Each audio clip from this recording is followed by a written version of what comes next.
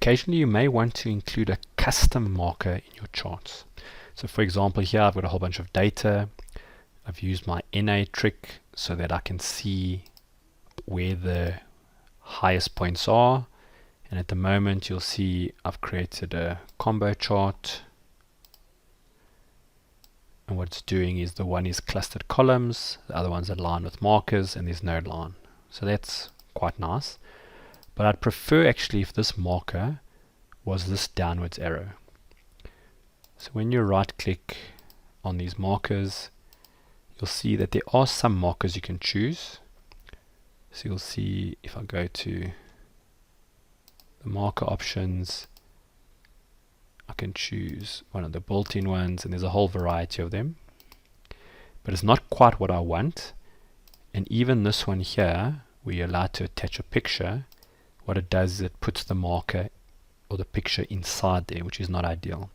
We want it to look like this. So the way to do it is surprisingly easy. All you do is you create your picture, your image can be anything. You click on it and you copy it. The next step is very important. You need to click on that marker, but you must only click once. So I'm going to click once and then paste it. And you'll see immediately it does it. Now the reason it's important that you only click once is when we click once, we highlighted the series, which means that, for example, if this changes to 300, it looks as if the marker has jumped. In reality, if I changed all these to zeros, you'll see that every single marker is actually one of those. Just to show you why it's important how you click, is if I clicked on this, copied, I clicked on, for example, that one, and I thought it hadn't been noted, so I clicked again.